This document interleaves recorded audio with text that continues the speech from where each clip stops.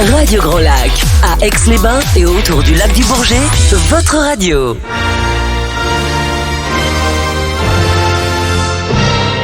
Your English Weekly. Your English Weekly. La chronique 100% en anglais de Radio Grand Lac avec Sinead. Oh, hello everyone and welcome back to Your English Weekly on Radio Grand Lac 92.1.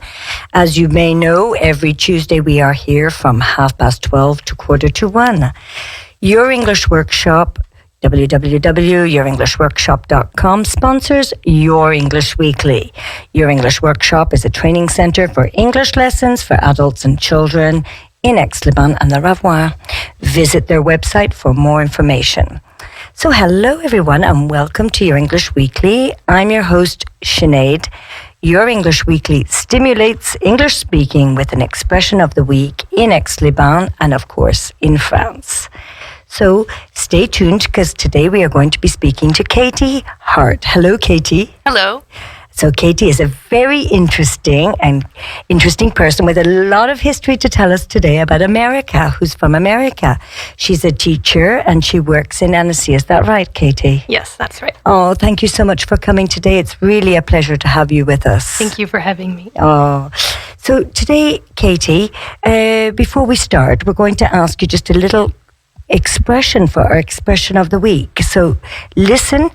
What is the expression different kettle of fish? A kettle of fish.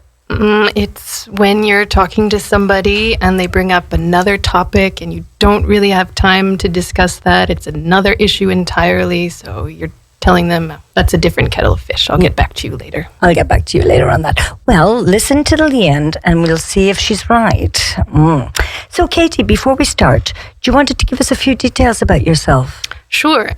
So I live now in Chambéry, and I'm a teacher, as you said, in Annecy, in the Lycée Berthollet. Mm-hmm. And I've been doing that for 4 years. And I've been here in France now for 11 years. Mm-hmm. You studied here in France, or in Chambéry, I think, didn't you? I did. I was a student at the University of Savoie at Jacob. Yep. Okay, exactly. That's where I went to when I arrived here in France. Okay, so Katie, tell us a little bit. How did you end up here in Chambéry? So I studied French in the United States, and after my university, I wanted to come to France if possible, and I became an English assistant, and they placed me where they wanted in France, and that's how I ended up in Chambéry. And now I haven't left. I'm still here. And you're still here. Oh, well, that sounds fantastic. So, Katie, tell us, if I'm correct, you come from New Orleans. Exactly, yes. I come from New Orleans originally in Louisiana. Okay, so that's very French, isn't it? It is. It has a very French history. I think that's what inspired me to come to France. I was very interested in the culture, the history, the language, which is still present today in New Orleans and in Louisiana. And do we still have all those jazz bands everywhere? And are people still jazzing? Do people speak French there still or not? There are people who speak French, and recently they've been opening up more bilingual schools. They're trying to bring back French more, but there are two kinds of French you can find, I guess 3. You have the Cajun French, which sounds a bit more like the Québécois French. There's the Creole French, which is more like in Haiti and the Caribbean. And then you have the standard French of the French people who've come like over. You and I, who are like 100% French. Exactly. Well, no, not at all. Okay, so tell us, in New Orleans, you were inspired by all this French. What is the history with New Orleans and the French? Just for our listeners, so we can put this together. I know we were speaking earlier about this. It's very passionate. Yes. So Louisiana was a French colony. Almost the whole half of the United States in the middle was French. And the whole Mississippi River was controlled by the French as well as Canada in the north. And that was a contested area between the British, the French, and it was Napoleon who actually sold Louisiana to the Americans after their revolution. The French had been allies of America with the war against Great Britain for their independence.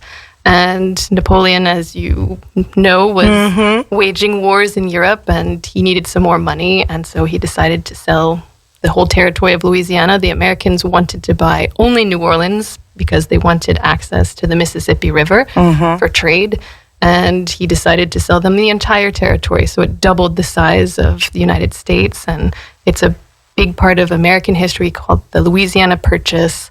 And you still have a lot of French names in various parts of the country because of that. And I know somewhere along the line that the language in America nearly became French, if I'm correct. Yes, I think they were voting originally. They had so many people from different European countries, and they were trying to vote which language would be the best and if they should keep English, since they were trying to reject sort of that British culture before, and so they almost voted for French as the national language. Yeah, it was funny because I think it was one vote off. Yes, exactly.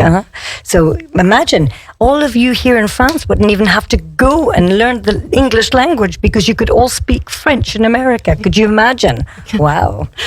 It's nearly not imaginable, is it? It would be a very different world history, I think, if the United States spoke French. Okay, so today, tell us, I know because we spoke earlier that you had to leave New Orleans because of Katrina. Yes. So for our listeners, Katrina, what was Katrina? So Katrina was the Hurricane Katrina, that hit on August 29th, 2005, and is still considered right now the worst hurricane in terms of damage and lives lost in American history. And it was... It was just a big disaster. It was a disaster, yes. But what was it that... we know that like all disasters, when they're there, we have to deal with them and what have you, and the rescue team are all in action. Okay, but what happened that New Orleans found themselves in this situation?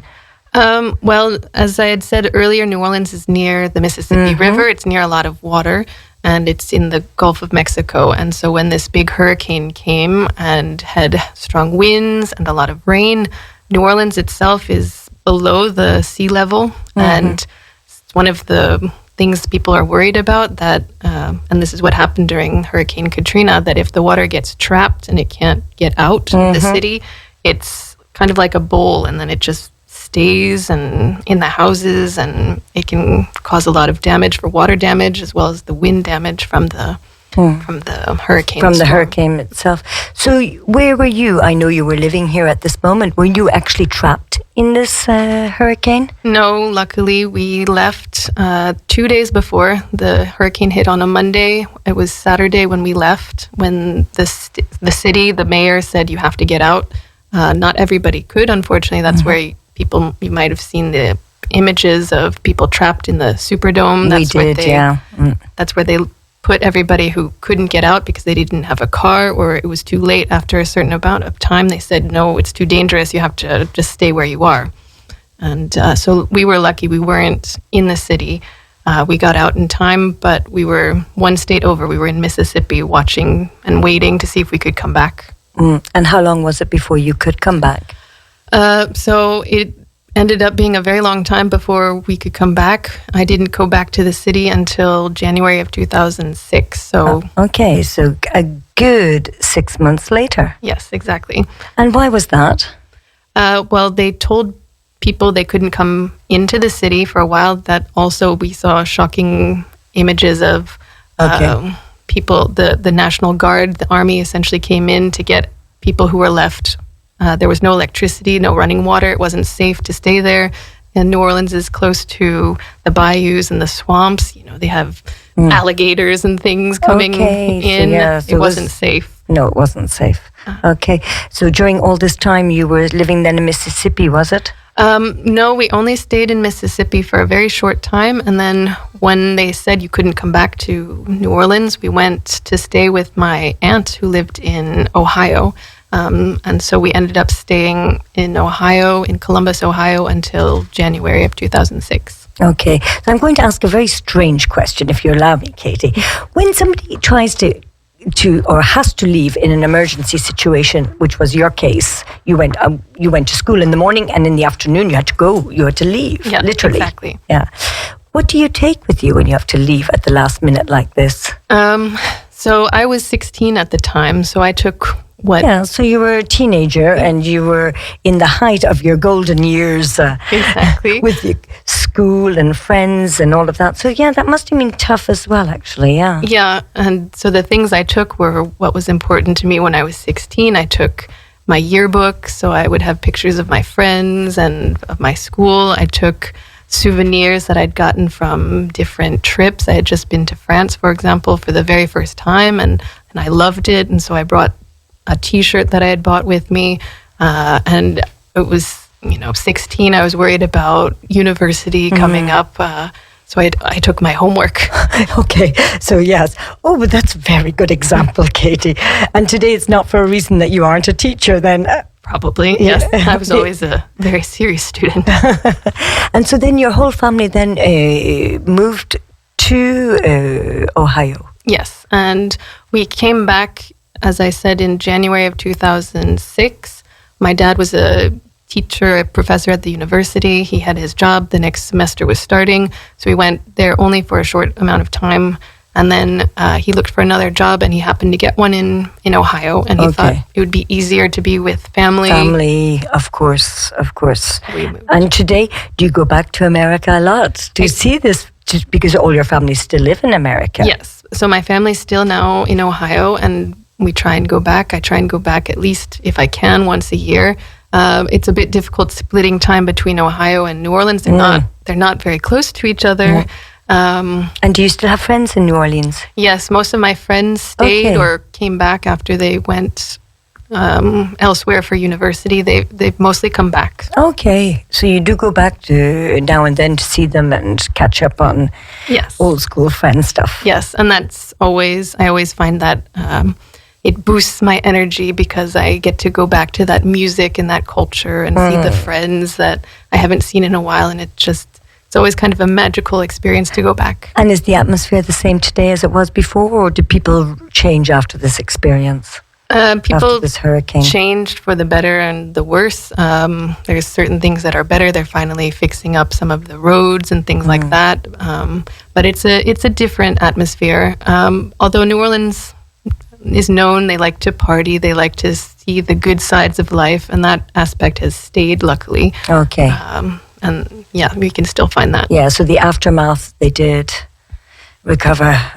Yes, there's still parts that need a lot of work, and there's still lots of issues that New Orleans needs to deal with, but they still have kept that love of music and culture and food and festivities. And the French side. And the French side, yeah. Exactly. Oh, that sounds great. And we must go because I think at Christmas they have fantastic celebrations. Yes, they do.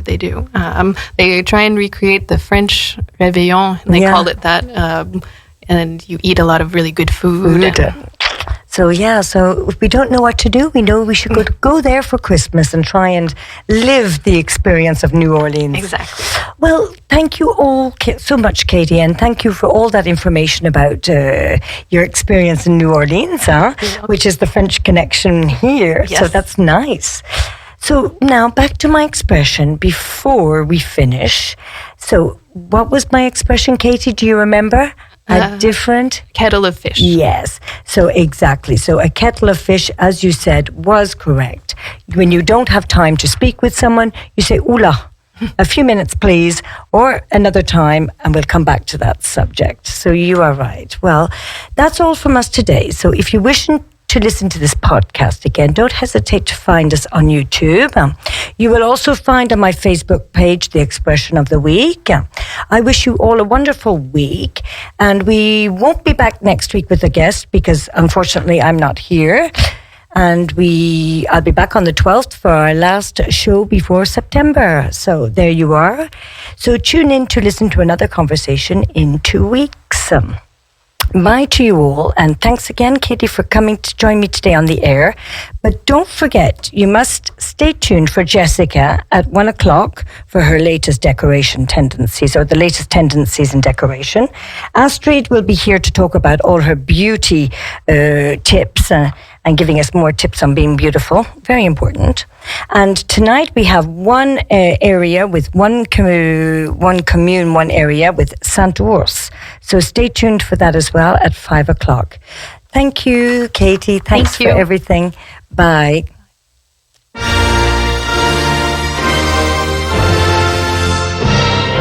Your English Weekly. Your English Weekly. La chronique 100% en anglais de Radio Grand Lac avec Sinead. Les pieds dans l'eau à l'écoute de Radio Grand Lac.